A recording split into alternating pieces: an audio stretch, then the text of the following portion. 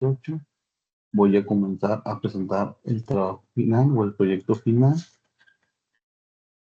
el cual lleva el nombre Manejo de residuos de paneles solares y electrónicos entre el progreso tecnológico y la responsabilidad ética.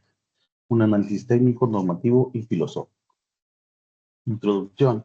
La transición a renovables es clave frente al cambio climático. El avance tecnológico genera residuos de paneles solares y electrónicos.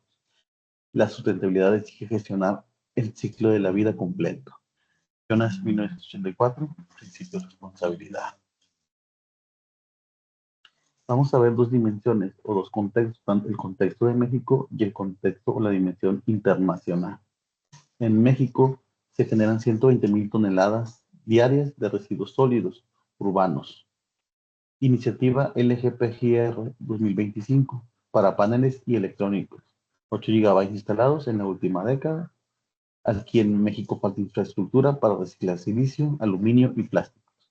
Y el riesgo de contaminación por metales pesados. Y en la dimensión internacional, en Europa la directiva WEEE desde el 2012 ya se instalaron plantas en Alemania y en Francia. En Estados Unidos, California regula paneles como residuos universales desde el 2021. La tendencia nos habla de una economía circular para recuperar materiales.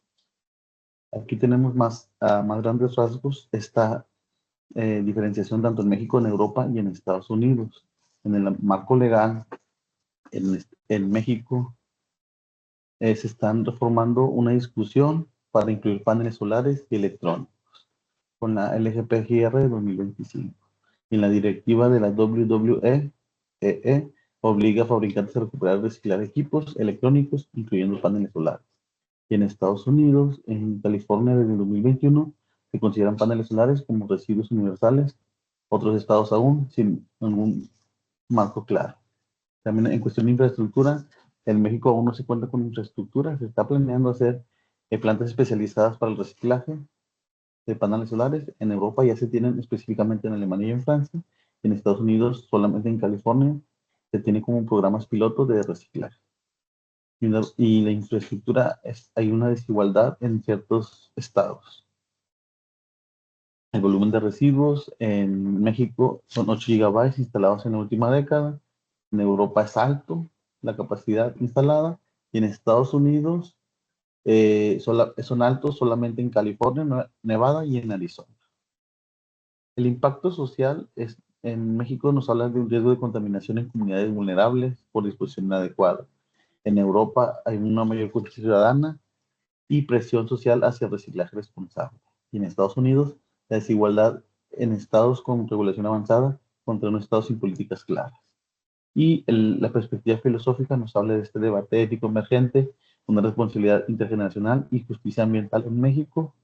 En Europa nos habla de la ética del cuidado y la responsabilidad extendida del productor como principios normativos, y en Estados Unidos un enfoque pragmático, una regulación estatal y presión de la industria con menos énfasis filosófico. En los impactos ambientales, específicamente las zonas vulnerables, yo puse como ejemplos unas zonas aquí en Nuevo León, en el SIG nacional en Monterrey, y los contaminantes son plomo, cadmio, PM2.5 y el impacto de riesgo neurológico y respiratorio. Y así hubo una clausura por parte de la Profepa en el 2025. En industrias en Monterrey, también con plomo, cadmio y arsénico, una crisis de aire metropolitano y protestas ciudadanas, así está como presión social. Y el embalse noreste de México, el cadmio alto, plomo mínimo, riesgos para acuicultura y consumo. Estudio científico sin clausura. Los hallazgos y las recomendaciones.